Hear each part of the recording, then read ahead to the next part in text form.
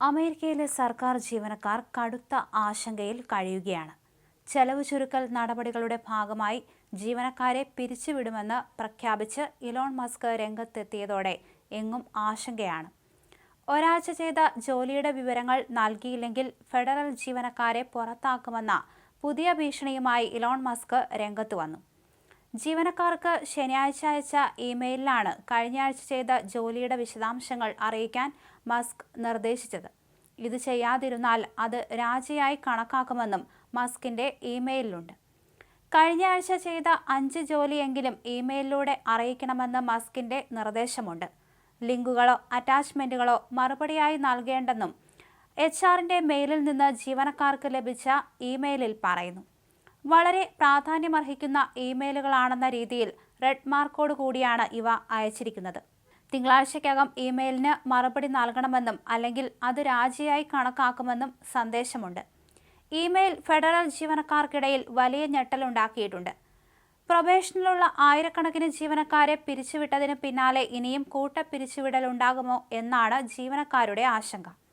അതേസമയം അവധിയിലുള്ള ജീവനക്കാർ എന്ത് ചെയ്യണമെന്നത് സംബന്ധിച്ച് വ്യക്തത വരുത്താത്തതിലും ആശങ്കയുണ്ട്. ജീവനക്കാരെ അപമാനിക്കുന്നതാണ് മസ്കിന്റെ നടപടിയെന്ന വിമർശനവുമായി US-ലെ തൊഴിലാളി സംഘടന രംഗത്തെത്തിയിട്ടുണ്ട്. US ഗവൺമെന്റിന്റെ ചെലവുകൾ നിയന്ത്രിച്ച് പാഴാക്കലുകൾ കുറയ്ക്കുന്നതിനായി ചുമതല നൽകിയിട്ടുള്ള മസ്ക് പുതിയ രീതികൾ നടപ്പിലാക്കുമെന്ന് പ്രഖ്യാപിച്ചിരുന്നു. ട്രംപ് ഭരണകൂടം ഫെഡറൽ സ്ഥാപനങ്ങളിലെ ചെലവ് നിയന്ത്രിക്കാനുള്ള നടപടികൾ ശക്തിപ്പെടുത്തിയിരിക്കുകയാണ്. ഈ മാസം വെള്ളിയാഴ്ച പ്രഖ്യാപിച്ച ഏറ്റവും പുതിയ വെട്ടിക്കുറവുകൾ പ്രകാരം US പ്രതിരോധ വകുപ്പിൽ പ്രവർത്തിക്കുന്ന സിവിലിയൻ ജീവനക്കാരിൽ കുറഞ്ഞത് 5% പേർക്ക് ജോലി നഷ്ടമാകും. പൊതുചെലവുകൾ കുറയ്ക്കുക, അഴിമതി നിയന്ത്രിക്കുക, ജീവനക്കാരുടെ ഉൽപ്പാദകക്ഷമത ഉറപ്പാക്കുക എന്നീ ലക്ഷ്യങ്ങളുമായാണ് ഈ നീക്കമെന്ന് ട്രംപ് അധികൃതർ വ്യക്തമാക്കുന്നു. ട്രംപ് സർക്കാരിന്റെ ഈ നടപടികൾ ആശങ്കകൾക്കും വിമർശനങ്ങൾക്കും വഴിവെച്ചിട്ടുണ്ട്. ഫെഡറൽ തൊഴിലാളി യൂണിയനുകൾ പുതിയ നടപടിയെ കടുത്ത ഭാഷയിൽ വിമർശിച്ചു. പ്രവർത്തന വിവരങ്ങൾ കൈമാറാത്തതിനാൽ ആളുകളെ പിരിച്ചുവിടുന്നത് നിയമപരമോ? ഇത് ജോലി സുരക്ഷയെ ഭീഷണിപ്പെടുത്തുന്ന നടപടിയല്ലേ എന്നതാണ് തൊഴിലാളി സംഘടനകളുടെ പ്രധാന ചോദ്യം.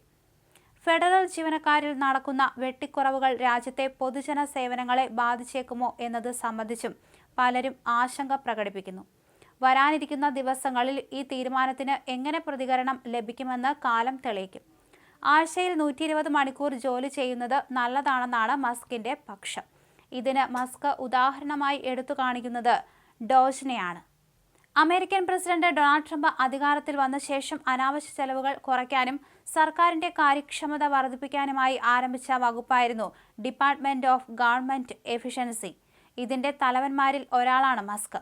ആഴ്ചയിൽ 120 മണിക്കൂറും അഥവാ പ്രതിദിനം ശരാശരി 17 മണിക്കൂർ പ്രവർത്തിക്കുന്നവരാണ് ഡോജിലെ ജീവനക്കാരെന്ന് ഇലോൺ മസ്ക് പറയുന്നു. ഇങ്ങനെ ജോലി ചെയ്യുന്നത് കൊണ്ടാണ് തങ്ങളുടെ രാഷ്ട്രീയ എതിരാളികളെ പരാജയപ്പെടുത്താൻ സാധിച്ചതെന്ന് മസ്ക് കൂട്ടിച്ചേർത്തു.